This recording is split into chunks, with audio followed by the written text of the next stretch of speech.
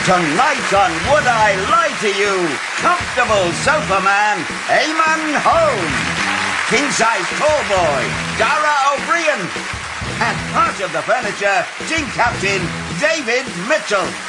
And facing them tonight, she's a beautiful Swede, Ulrika Johnson. He's a lumpy turnip, Jimmy Carr. And their benched-out team captain, Lee Mack. But first, please go, if not exactly wild, then at least slightly feral, for your host, Angus Deaton.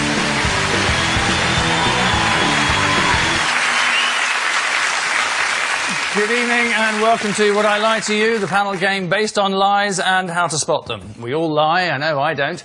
In fact, on average, we tell 3 lies every 10 minutes of conversation, which would explain why Gordon Brown's last speech went on for almost 2 hours. The German philosopher Nietzsche once said truth is only a mobile army of metaphors, metonyms and anthropomorphisms consisting of nothing more than the invention of fixed conventions. But I guess you had to be there. Which brings us a little bit older, but none the wiser, to round 1, entitled Home Truths. Each of our guests has a card in front of them with either a lie or a truth on it. They have no idea what they'll be faced with when they turn the card over, which may explain the air of panic and sudden inability to read. Either way, the opposing team must then glean whether or not it's genuine, and if you understand all that, then you're already way ahead of the panellists. Speaking of which, Ulrika, your home truth, if you would. Oh, that's me. Well done. I hosted the British Sausage Awards. I won. That sounds very you, Ulrika. Where were they held? Where were they held? At BAFTA. At BAFTA? At the BAFTA headquarters. It's a strange place for a sausage awards. Do the sausage and film industries have a long relationship? We provide sausages for lunch at all British films. How many categories were there in the British Sausage Awards? Nicest, longest, fattest, tastiest. Whoa. So well, this is saving me £1.50 a minute. Do you remember any nominated sausages?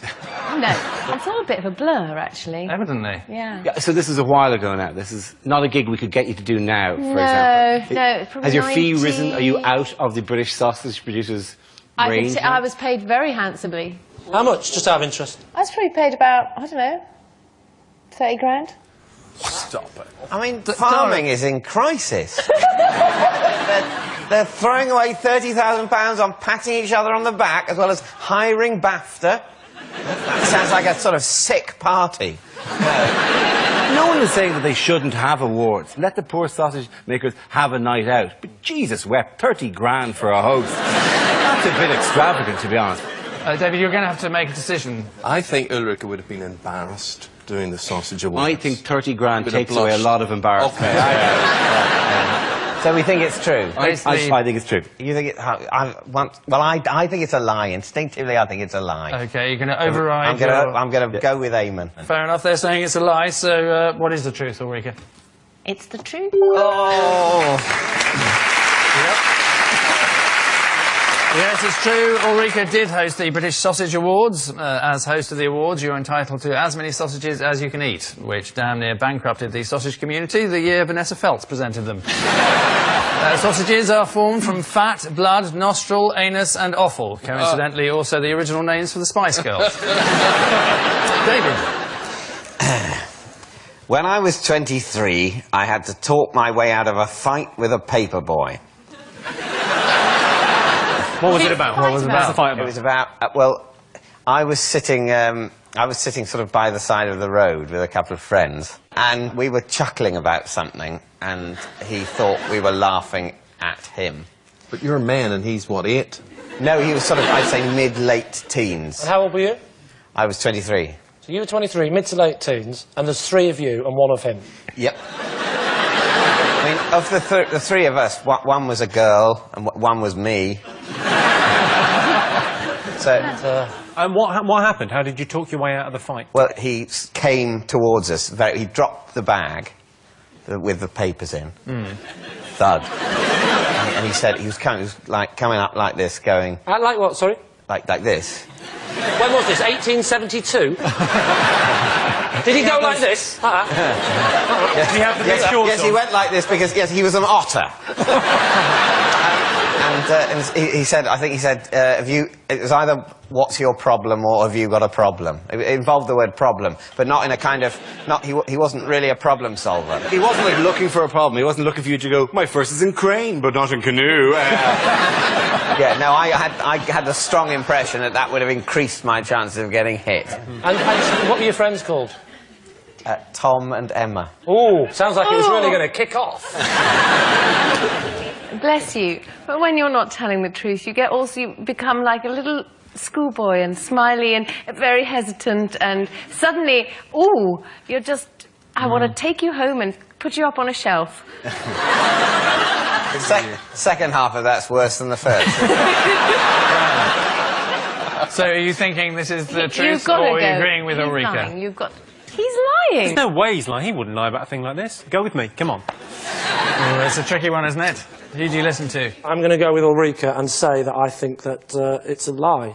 OK. David? Oh, my a God. quick reveal. It is, in fact, true. He's very good at lying. I don't want to take you home anymore. So sweet, isn't he, when he tells the truth? Jimmy, your turn to astonish us. Right you are. I starred in a Japanese commercial for snuff. Is snuff a big thing in Japan? Because it's sort of slightly peaked in the West, I think, its level of popularity. They're making commercials for it still, so I'm guessing bigger, but Right. no idea. What was the slogan? I've no idea. I just read autocue phonetically. I mean, I could have declared war for all I know. Right. But I imagine I said buy snuff. I said something like you can have too much of a good thing, I think was the slogan. It was something like that. Because it was a guy doing a line of snuff. like a massive line of snuff. And then his face, like, he did it for real, and like his face kind of ludicrously kind of... So their slogan for selling snuff involved saying, don't have that much of it. You know? Literally, yeah. It's advertising whiskey with someone dying of alcoholism. And then saying, a little bit is tasty, but yeah, it killed this one. Why did they choose you to be the face Because I've got of... my TV show, the Distraction show that I did on Channel 4, and the American one goes out in Japan. And it's quite big, because it's like Endurance, but it's with Westerners being hurt. They love He looks that. almost Japanese. I look almost Japanese. That is the acceptable face of racism. So are you still in two minds, or Eamon, what are three your or thoughts? He was very convincing. Unless the production crew are mental, we'll be seeing it in about a minute. That's... Oh, he's threatening a clip. I imagine. So is there any truth in this? I think it's a lie. I think it's a lie. That bit makes me think it's a lie. The clip, the clip was just too far, Jimmy. So you're veering towards untruth. Lie. Lie. OK. The truth, Jimmy? I can tell you it's a lie. But a good lie. Good one. The next round is called The Ring of Truth. I'll be reading out the top celebrity fact, and the panellists in turn will dissect, discuss, and finally deduce whether or not that fact has about it the ring of truth or the stench of deceit. So, your teaser. To coincide with the US version of The Weakest Link, Ben & Jerry released a limited edition Anne Robinson-flavoured ice cream. An ice cream that tastes solely of bile and remorse. I can't see that. Not so. It sold out in 2 weeks. Very popular. When you opened the tin, was the surface of it really taut in an unnatural kind of way? Because if you couldn't possibly break into the ice cream beneath. She's doing that thing in the photo, that wink thing, isn't she, which always unnerves me, because she does it at the end of The Weakest Link to sort of say, you know, like, it's all a joke, I'm not really evil. But that's the bit that scares the crap out of me. And the thing is, though, that wink is the only thing that she used to do that on Points of View as well, and she's sort of trying to say that she's in some way being consistent. Well, in Points of View, she didn't read out the people's letters and then just say, you know, off. Which she does to the answers of the nice people on The Weakest Link who are trying to win a quiz. Do you think when you open the ice cream, it just has written on top, use a proper spoon, dickhead? There are precedents. Right. They've made Desperate Housewives editions called Cherry Hatcher. So what was the Anne Robinson one called? Ginger Ice Queen. Ginger ice cream's really nice. It's going to taste of ginger, not of that bitch. Ginger is a recognised pleasant flavour. She's a recognised arsehole. You know, that's totally different. It's just people who like ginger enough to be able to stomach the sight of her face while they eat it. I can believe that those people exist. So that's suddenly it's become a lot more plausible. Suddenly you're saying that ice cream, the flavour of a woman who's undergone loads of surgeries, obsessed with money, and for some reason considers herself witty? No.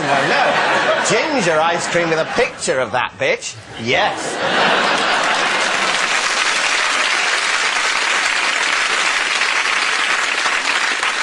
Next week, when Anne Robinson is our guest, she'll be on Lee's team. Poor Anne. I like Anne. We went for a meal with Anne Robinson, do you remember? Yes. It was a BBC meal, and she came up to me, and she went, "Are you a scheduler?" And I thought, no, I'm going to go. So I went, yeah, I am. "Well, why have you rescheduled my show?" And I went, well, and I thought I was going to go along with it. It's because she actually thinks I'm scheduling shows. So I said, because it's not very good. I mean, it's no good. It needs to be on later, isn't it? It's absolutely rubbish, Anne. Is that how she really talks? She talks like that. She does everything. She was going like, "Can I have more wine?" It's not real. I'm a pretend evil witch. What are we thinking? I think it's true. I think it's true, Jimmy. I think Ulrika? yeah. Okay. It's true. Okay, we'll go for true. OK, they're saying it's true. David, your verdict? It all boils down to this: would you nibble her or not? Well, I mean, I certainly wouldn't, as I think I've made. Neither metaphorically nor in real life. Oh, I'm actually going to be sick. I don't think it's true. I don't think it's true. OK, we're going to say it's a lie. And you'd be absolutely right. It is a lie. It's complete rubbish. Yes, Ben and Jerry did not manufacture an Anne Robinson flavoured ice cream, although the plan had been to freeze the ingredients by holding them next to Anne Robinson's heart. So at the end of that round, a quick look at the scores shows that it's Lee's team who have it all to do, given that David's team are 5-4 in the lead.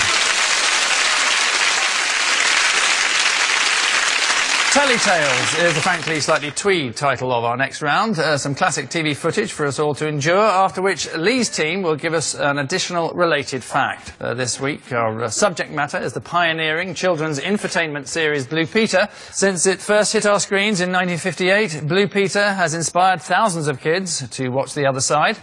So let's just remind ourselves of some of its wilder moments.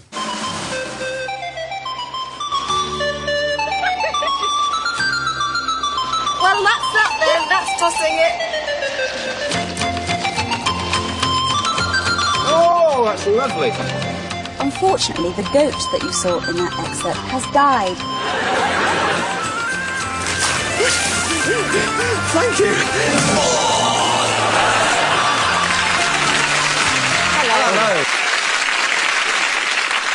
So, Ulrika, what is your related fact? Petra, the first Blue Peter dog, died the day after her first show. So producers secretly replaced her with a look-alike. So do we think this is true, David? Well, I think if Petra had died after the first show, that's exactly what they would have done. When you've got a show and you're hoping it's going to run for 50 years, you know, like we're hoping with this show.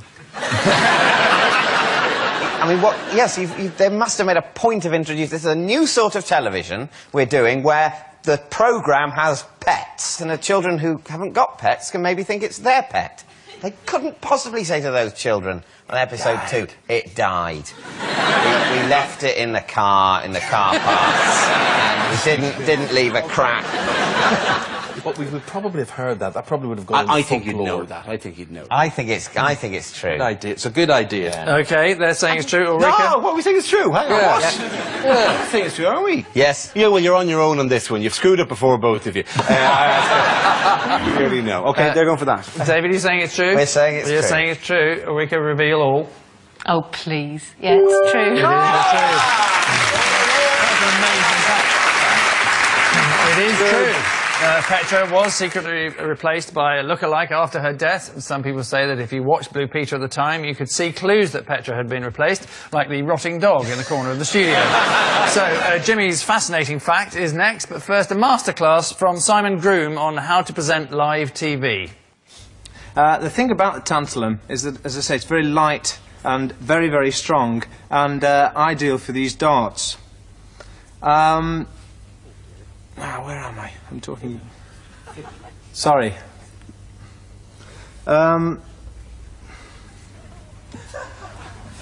Darts.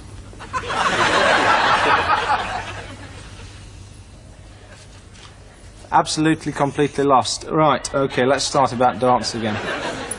They're also thinner. Now, the thing is, Goldie, will you go away about them? I think I better start talking about the dartboard because I'm absolutely lost. Let's start about the dartboard. Look, you wrote it all down. Here, have a look. There's so much to remember, but it's terribly crucial. All right. OK, well, let's start again.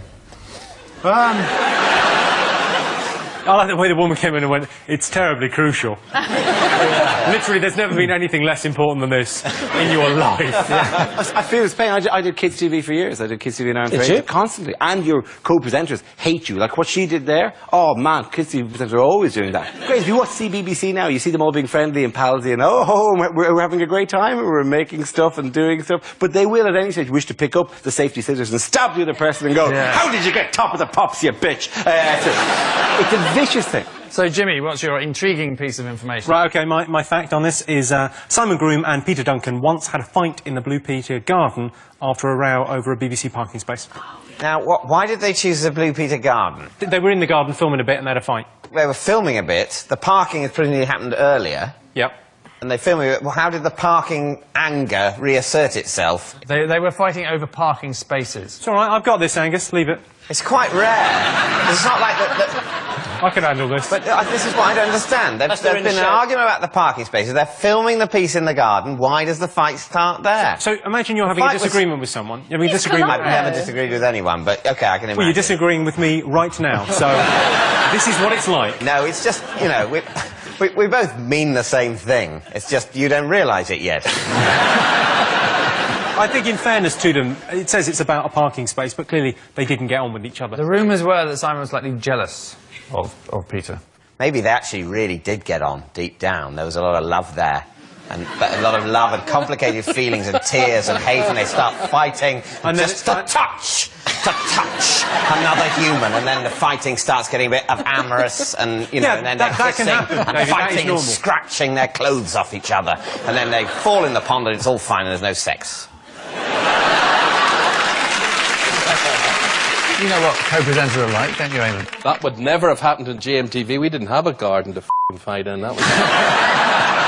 Sorry, did you say to and fight in or to David, what's your answer? Do you think it's true? Well, knowing presenters, I think it's very true. Yeah. I think it's a no. I think it's a lie. We're going for lie. You're going for lie? Yeah. OK, Jimmy, truth or lie? I can tell you that it is a lie. Jimmy was in fact lying. Simon Groom and Peter Duncan did not have a fight over a parking space. The BBC parking spaces were awarded strictly on the basis of merit, so neither of them had one. So at the end of that round, it's Lee's team who are having to take a long, hard look at themselves, trailing as they are 8-4.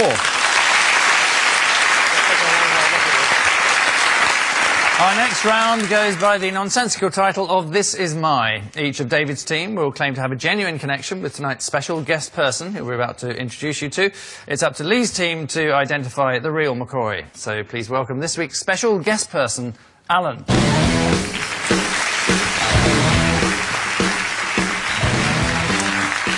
Now, Dara, perhaps you'd like to explain how you know Alan. Alan is a mate of mine. I was best man at Alan's wedding, which was a number of years ago. And at his wedding, Alan, although you'd be hard-pressed to believe it now, weighs 27 stone. Wow. OK, David, what's Alan to you? This is my driving instructor, Alan. I've had over 70 driving lessons, and I still haven't passed. And finally, Eamon, what's your relationship with Alan? Well, this is my friend Alan, and he is the Manchester United stadium announcer. So, a former fatso, according to Dara, a long-suffering driving instructor, if you believe David, or Eamon's voice of Manchester United. Lee. So he was, how heavy was it? How heavy? 27, I think, at his peak. 20, you were his best... 27, so what might he weigh now? At the moment, he's about 13 at the moment. 13, 14. What's Alan's surname? Kerr. I love the way you said that. You didn't actually say that. You just opened your mouth and hoped some noise came out. Hang on. You didn't say that. You just opened your mouth and noise came out. That's how you say things, Lee. I'm not sure how you communicate. What's his name? Now, according to David, he's a driving instructor, of course. Right, so, how many times have you failed? 4 times. You've had 70 lessons. 4 times. Yeah, At what's what it- stage did you work out he's incentivised for you not to pass? Is he telling you things like, yeah, look at the pedals at all times, manoeuvre, mirror, signal? To be fair, I blame myself for failing, because he didn't tell me the things I failed for were, you know, OK to do. So he's become a friend, anyway, over the years, I suppose. Well, you know, I would say we're, you know, massively close. I don't know whether we'll stay in touch, but then again, we may never lose touch. Yeah. So. I'm interested in Eamon's announcement story here. So he's a friend, is he, Eamon? I've known Alan for over 20 years. I first met Alan BBC Manchester, where he works as a presenter, and he also works as the announcer at Old Trafford. What's the stadium called again? I don't know what the stadium's called. but I know- Seriously, Jimmy. You really are one of the lads, aren't you, Jimmy? I know it's Old Trafford, but haven't they got some bullshit name for it as well? Theatre of Dreams, yeah. Theatre of Dreams, that's it. That's the funny one. It's like, it might as well be the Ballet of the Imagination. It's such a bullshit name for a stadium. The Theatre of Dreams. What dreams? I dreamt I kicked a ball. Well, they're going to have to push you for an answer. I think the driving thing sounds plausible to me. 70 lessons and failed. No offence, but I could believe that. I think it's driving instructor. Do you? Yeah. Although Dara's looking pretty pleased with himself there on the end. Yeah. He's looking quite chuffed. He's just happy to be out. What do you think, Ulrika? I'd go with Amy. OK, so what are you saying, Lee? Should we go with David? We'll say David. 2 against 1. OK, well, Alan, perhaps you'd like to tell us who you really are. I'm Eamon's friend. I'm the stadium announcer at the Theatre of Dreams, Old Trafford.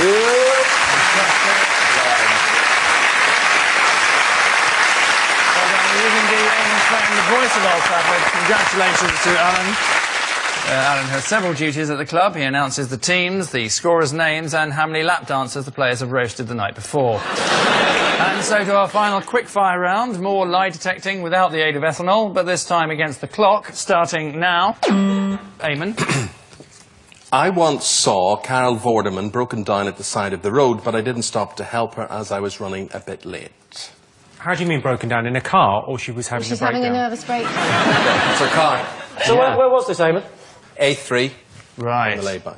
And does she know that you ignored her? She didn't know at the time, and I really felt bad about it because it was a flat tyre, it was smoking at the back, and there was a lot of smoke. Tell you what she should do. She should consolidate her debts into one easy monthly payment. And then take out a loan and buy a better car. That's what she should do. What were you late for?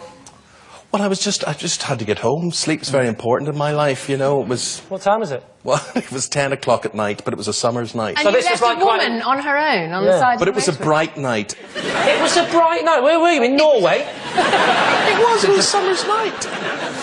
So what are you thinking? I think he's telling a bloody great big lie. I think it's definitely a lie, isn't it? I think the team thinks it's a lie, so we'll lie. go with They're lie. saying it's a lie. Tell us. It's a lie. It is a lie. Yes. Carol is, of course, considered the thinking man's crumpet. Presumably by any man who's thinking, I wouldn't mind shagging some mutton dressed as lamb tonight. She's not here. She'll never be invited on, so it doesn't matter. Next. Jimmy.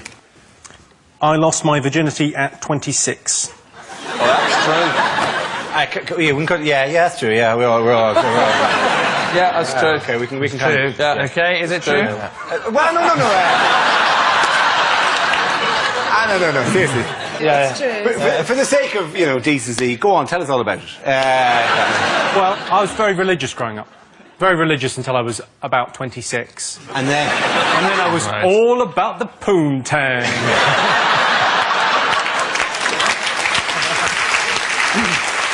David, do you believe this? Yeah, I'm buying it. And the That's rest what of he your said, team? actually. Yeah. So, Jimmy, could you reveal the truth, please? I can indeed. No shame in that. It is true. absolutely true. Yes, it's true. Jimmy did lose his virginity at the age of 26. Also, coincidentally, it was the day that he discovered he could make people laugh. Next. Dara. Oh, I have received a text message from Bono. Of course you have. You're Irish. Yeah.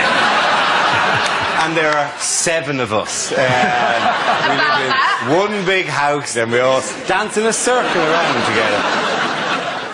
What did the text say? Did it say beautiful day is out Monday? No, it wasn't a group text. It was a specific thing because I did a gig for a charity that I had over there, and he just said thanks for the gig. Are you text pals now? I sent a reply, but it didn't bloom into a full-scale relationship. What did you say? No problem, D. Have you kept it? No, because that's a couple of phones ago now. It's sitting on a Nokia somewhere in a drawer at home. Frankly, I don't need it that much socially. Conversation doesn't die off in my house so much to go. Has anyone got a charger from the early millennia that I could use? I've got a thing I want to show you. So what are you veering towards? I think it is true. It's true. OK, we'll say that's true. OK, fact or fabrication? You're going for true? If it just kills this ridiculous notion that just because I'm Irish, I know all other Irish people. It's a freaking lie.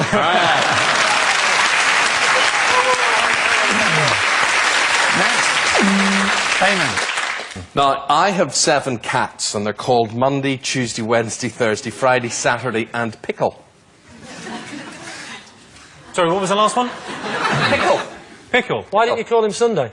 Because, as the audience will say to you, it sounds better when you say, hello, little pussy pickle, doesn't it? Are you suggesting that Sunday would be an absurd name to call a cat? You're not a cat person. And also, you'd sound like you had dementia or something. If you... Monday! Tuesday! Wednesday! It's Monday, Eamon, isn't it? Where's my slippers? Pickle pussy! Come on. We're not idiots, Eamon. We're not idiots.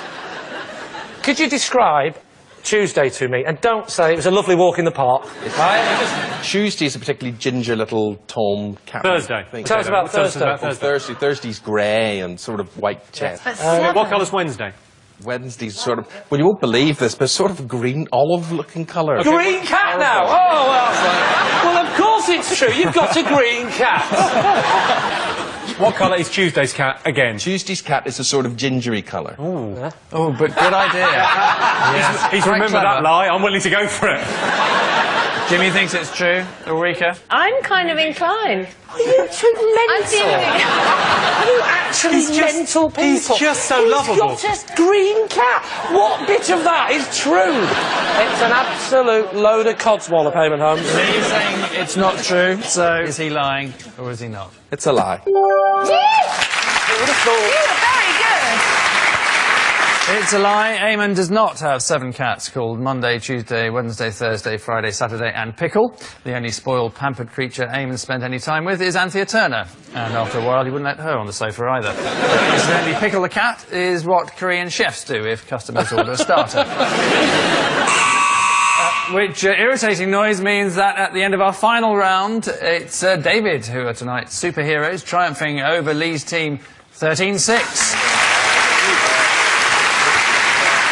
So many congratulations to our winners, slightly fewer to our losers. Join us next week for more Issues with the Truth. And remember that liars will often touch their nose, mouth or ears when telling a lie. As when Sharon Osbourne says, all these are completely natural.